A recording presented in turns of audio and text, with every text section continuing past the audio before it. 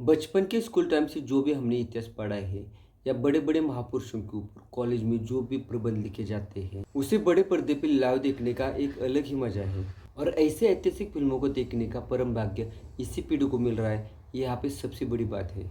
छत्रपति शिवाजी महाराज जी का देदीप्यमान इतिहास सारी दुनिया के आगे आए, इसलिए डायरेक्टर दिग्पाल लांजीकर ने एक नहीं दो नहीं बल्कि 8 फिल्मों का जो सिनेमैटिक यूनिवर्स बनाया है उसको शिवराज अष्टक नाम दे दिया है। शिवराज अष्टक इस सिनेमैटिक यूनिवर्स में अब तक 4 फिल्में रिलीज हो चुकी हैं, जिसमें से आज 5वीं फिल्म सूबेदार रिलीज हो चुकी है। सूबेदार ये फिल्म छत्रपति शिवाजी महाराज जी के सरदार नरवीर तानाजी मालुसरे जी के जीवन की एक खतरनाक और निर्णायक लड़ाई जो मुगलों के खिलाफ लड़ी गई थी।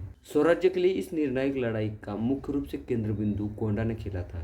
राजमाता जिजाऊ ने छत्रपति शिवाजी महाराज को मुगलों के हाथ से सभी किले छुड़ाकर स्वराज्य की फिर से स्थापना करने की एक बार से फिर से इच्छा जाहिर की थी। आपने अगर मराठों का इतिहास कहीं से भी उठाकर देख लिया हो तो राजमाता जिजाऊ का छत्रपति शिवाजी महाराज जी के जीवन में सबसे ऊपर स्थान देखने को मिलता है। और छत्रपति शिवाजी महाराज जी का और मराठों का स्वराज्य खड़ा करने में उनकी अहम और मौलिक भूमिका रही थी। अपने माँ की इच्छा सर आंखों पे ऐसा कहते हुए छत्रपति शिवाजी महाराज अपने साथियों के साथ में स्वराज्य के लिए एक एक किला जीतते हुए चले जाते हैं। ऐसी युद्धजन्य परिस्थिति में अगर कोंडा न किला अपने ताबे में आ जाए तो पूरे मुगलों पे अपनी दाग जम सकती है और स्वराज्य को भी कोई हानि नहीं होगी। ऐसे सबसे बड़ी बात राजमाता जिजाऊ छत्रपति शिवाजी महाराज को कही जाती है और कोंडाना किले को लेने के लिए छत्रपति शिवाजी महाराज के प्रयत्न चालू हो जाते हैं। शिव चरित्र में इस घटना का महत्व अनन्य साधारण है और बराबर इसी घटना पे आधारित सूबेदार इस फिल्म में कहानी दिखाई गई है। आधी लगीन कोंढाण्याचे आणि नंतर माझ्या राबाचे ऐसा कहते हुए नरवीर तानाजी मालुसरे ने कोंडाना इस किले को स्वराज्य में शामिल करने के लिए जो लड़ाई लड़ी थी, उस ऐतिहासिक लड़ाई को सच में बड़े पर्दे पे देखते हुए शरीर के रोंगटे खड़े हो जाते हैं। उस किले की लड़ाई किस तरह से लड़ी गई, कोंडाना किला हाथ में लेने के लिए कौन सी योजनाएं लगाई गई, इन सभी प्रश्नों का उत्तर सूबेदार इस फिल्म में हमें सविस्तार पूर्वक देखने को मिलता है। फिल्म के फर्स्ट हाफ में छत्रपति शिवाजी महाराज और राजमाता जिजाऊ किस तरह से अपने प्रजा की बढ़िया तरीके से मदद करते हैं और इसे बहुत ही सही तरीके से फिल्म में दिखाया गया है। हालांकि इन्हीं घटनाओं के कारण फिल्म इंटरवल तक थोड़ा सा स्लो लगने लगता है। हालांकि इंटरवल के बाद में जब कोंडाना किला जीतने के लिए नरवीर तानाजी मालुसरे बेल भंडारा उठाते हैं, मुगल सरदार उदयबान से लड़ते हुए तानाजी के शरीर पे जो भी वार होते हैं, सच में ये देखते हुए प्रेक्षकों को दर्द के सिवा और कुछ महसूस ही नहीं हुआ होगा।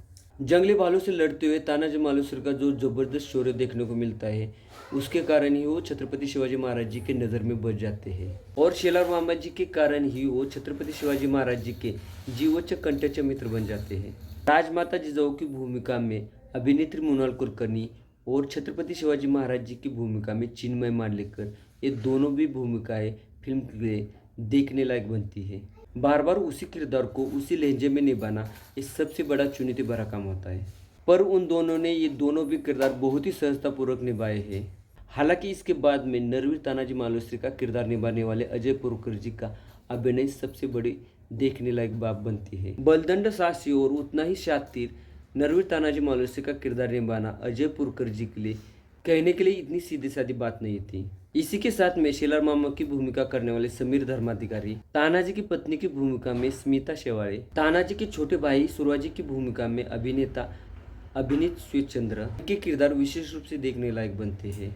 मुगल सरदार उदयबान का किरदार निभाने वाली दिग्विजय रोहिदास का अभिनय भी देखने लायक बनता है।